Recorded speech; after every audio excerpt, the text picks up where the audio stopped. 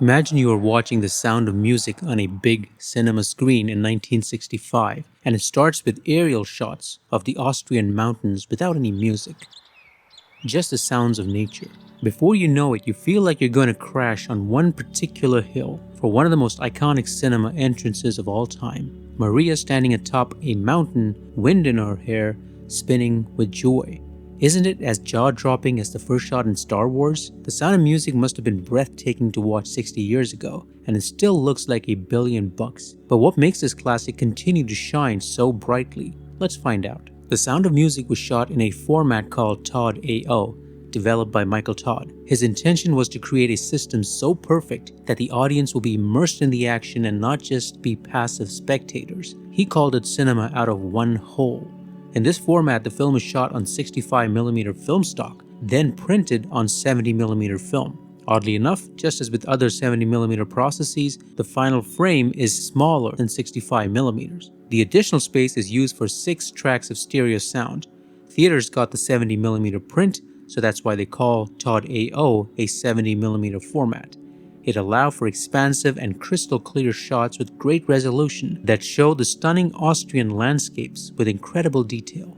Cinematographer Ted McCord used the legendary Cooke Speed Panchro lenses adapted for 70mm. I'm not sure if it was a Cooke lens used in the aerial shots. The aerial shots were filmed with a smaller Modern Cinema Systems MCS-70 camera. You can see the shots look different, though they are on the same film stock. The final aspect ratio of the Todd-AO format is 2.20 to 1, which gave the frame a little more height that helped with the intimate close-ups. Cinematographer Ted McCord used the vibrancy of Kodak Eastman 50T 5251 film stock and the deluxe color process to bring out as much natural color as possible. Deluxe color is Eastman color based. Single strip Eastman color was a significant advancement over the older 3-strip Technicolor process that required 3 separate film strips, one for each primary color. Eastman color used a single strip of film, making it more cost effective and easier to handle. Eastman color had slightly less vibrant colors compared to Technicolor but offered a more natural look. These colors don't look overdone even today.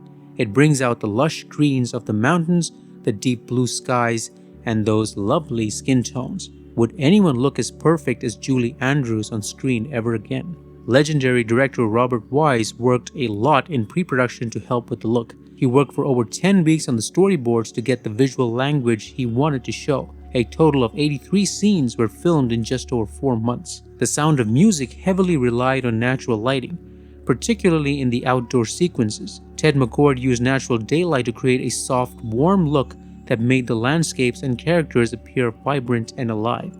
However, the film stock was rated for an exposure index of 50, which would roughly translate to about ISO 100 according to Kodak, so they had to use strong fill lights throughout. They did this with 1 or 2 large tungsten light fixtures or lots of reflectors. For the indoor scenes, McCord utilized tungsten lights to create a more intimate feel, especially during the family's performances and the ballroom scenes. For the romantic scenes, strong diffusion was used to make everyone look softer. One of the most memorable aspects of The Sound of Music is its fluid camera movement, which mirrors the music and the choreography. McCord used a mix of dolly shots and crane movements to capture the dynamic scenes, such as when Maria leads the Van Trop children through Salzburg.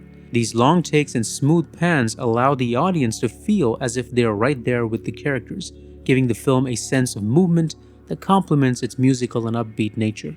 For outdoor scenes, McCord typically shot with an aperture ensuring enough depth of field to keep both the actors and the background visible. In more intimate, emotional moments, a narrower aperture was used to create soft, romantic focus on the characters' faces. The production design of The Sound of Music was meticulous in recreating pre-World War II Austria.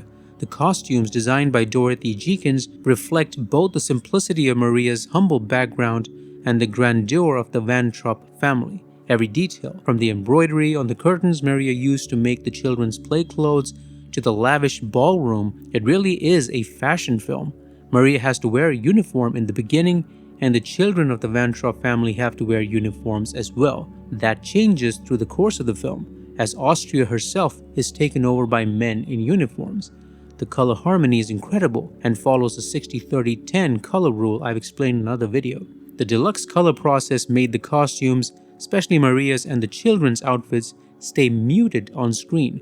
What stands out are the primary colors, red, green, and blue, and the skin tones. The Von Trapp house was carefully designed to reflect the family's wealth while creating a warm and inviting atmosphere. This level of attention to detail extended to exterior shots filmed at real locations in Salzburg, such as the Mirabel Gardens and the Nonnberg Abbey, grounding the story in its historical setting. However, the film is more than just a visual spectacle, it's about the power, will, and music. The first half is bright, colorful, and joyful, perfectly choreographed to the rhythm of the music. As Maria teaches the Von Trapp children Do Re Mi, the cinematography is lively, with sweeping camera movements that sync seamlessly with the musical numbers, giving a sense of lightness and hope. You can see the cameras always working in harmony with the music, never overshadowing the characters. But as the story darkens, so does the film's visual tone. The second half is more somber, with starker, more monochromatic visuals. When the Von Trapps perform at the Salzburg Festival, the stage becomes oppressive and stark. The architecture, the uniforms, and a single spotlight isolates the family from the audience.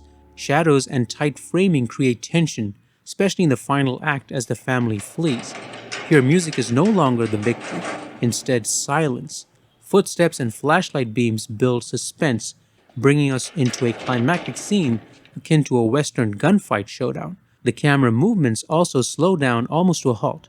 The Sound of Music is filled with a lot of joyous music and comedy in the middle, then you have layers of austerity in the beginning and a cemetery in the end, and the film is bookended by aerial shots of the Alps, the majestic landscape both opening and closing the story. If it had been projected in its original Todd-AO format on a massive 128-degree curved screen, the film would have rivaled modern IMAX. Sadly though, it was projected on a flat screen. Doesn't matter, The Sound of Music remains one of the greatest cinema experiences shot on 70mm. It was a massive global success, crossing over $2 billion worldwide adjusted for inflation, and it's the 6th on the list of the highest grossers, and it earned 5 Academy Awards, solidifying its place among the greatest films of all time. It's a story about family, love, and the endurance of joy, set against one of the most tumultuous times in history. And that's why The Sound of Music reminds us what $1 billion in cinema looks like. It's a combination of breathtaking 70mm cinematography, dynamic camera movements, natural lighting, and meticulous production design. And beyond the technical brilliance, it's the emotional power of the story, set against a backdrop of beauty and danger, that keeps The Sound of Music as visually stunning today as it was in 1965. Before cinema dies out completely in theaters, let's appreciate and celebrate the wonder that it once was. Thank you for watching this next video.